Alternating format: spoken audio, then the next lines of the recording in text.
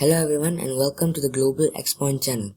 So last video we discussed about the alternate future of the world in part 3 and what happened after the Treaty of Taipei was put into place.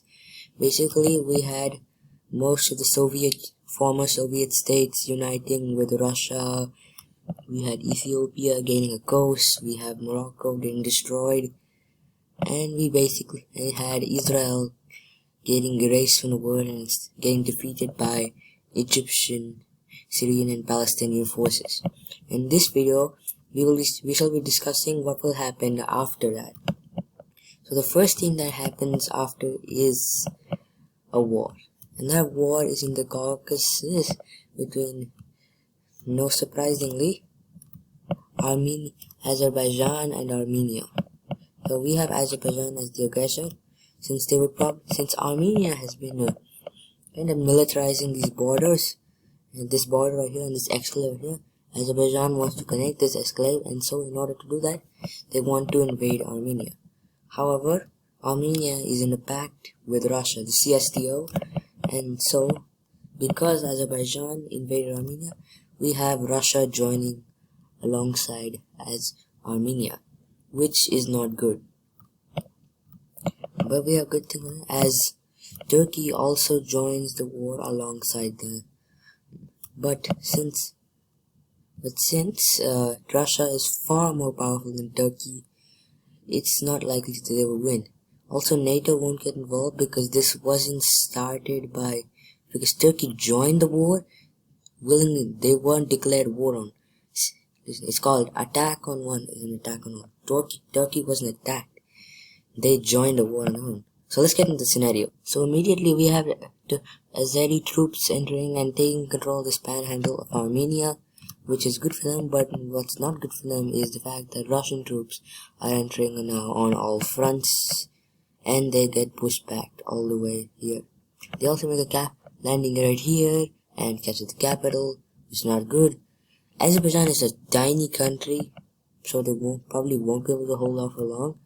And that's exactly what happened, and because they weren't able to hold up on, Armenia managed to push them back, and they get pushed back by Russia even more. But another bad thing is that Turkey starts a push into Armenia, and they almost get to the capital of Yerevan, which they do so eventually, but then eventually Azerbaijan starts to fall, and Armenia starts to relocate its troops as the defeat of Azerbaijan was quite good because of Russian entry, and soon Turkey starts getting pushed back from Armenia, and then eventually a push is made into Turkey.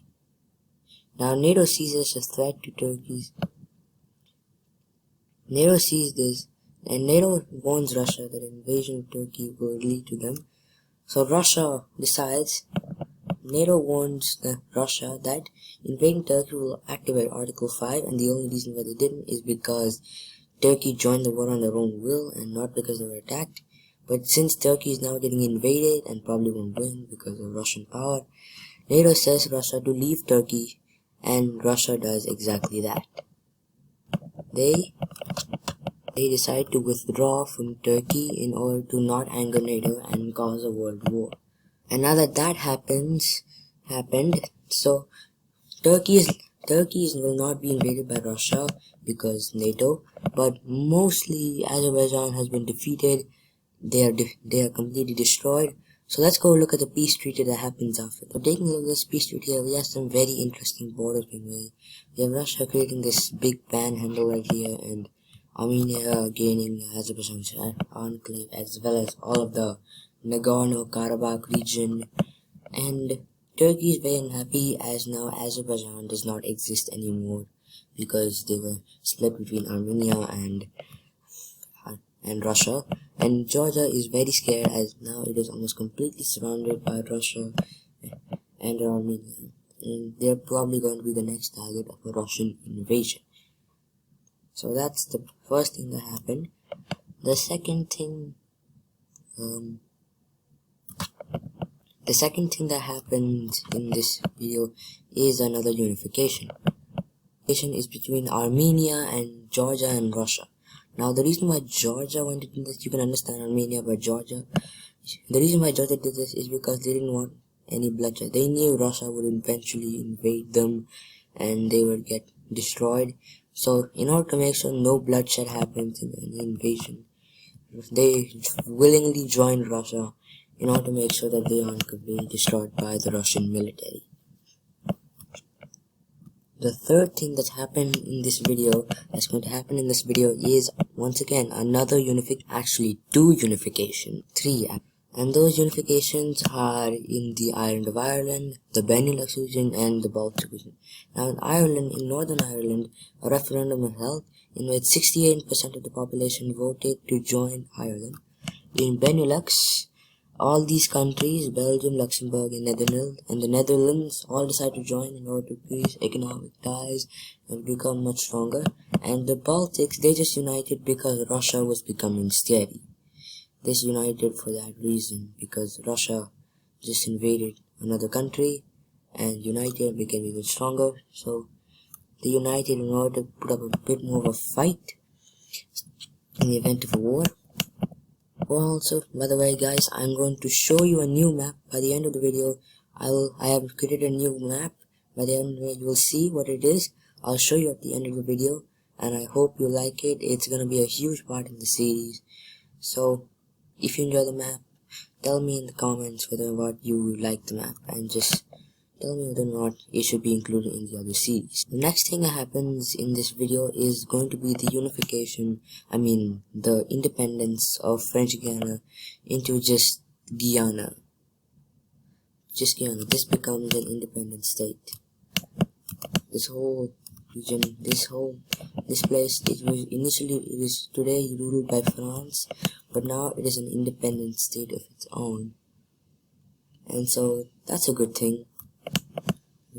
Now they have more. Although France was reluctant, they decided to give it independence since there was a referendum and the people wanted to leave. They gave it independence, but it is still very important. But it still houses the European spaceport to send space missions into space. And so they still function as the spaceport for Europe, except now they're just independent. They're just independent. It's this time they're just independent. Okay, I think that wraps up for this video. Let me show you the new map that I've created. And said map is the alliance map. We currently have two alliances, major alliances. Oh wait, I forgot one.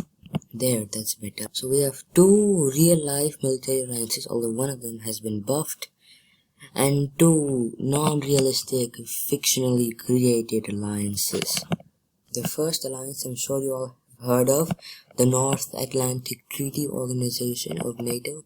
The main members are the United States, Canada, the UK, France, Germany, and Spain and Italy, and of course Turkey as well.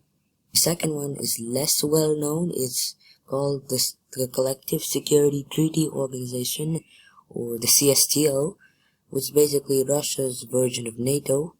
It's actually expanded. It's usually just in course of former Soviet states, but now it has almost all of the former Soviet Union, except for the Baltics, of course. It also has expanded to Serbia because of Kosovo, Iran because of Iran, Iraq, and Syria because of Saudi Arabia, Afghanistan and Pakistan because of the war, Mongolia because it's getting scared of the West, and these two countries just fell into the Russian sphere of influence. We have Egypt because they're an ally of Russia, and Yemen because Yemen is an ally of Iran, which is an ally of Russia. And we have the third military organization, which is simply called the Gulf Shield.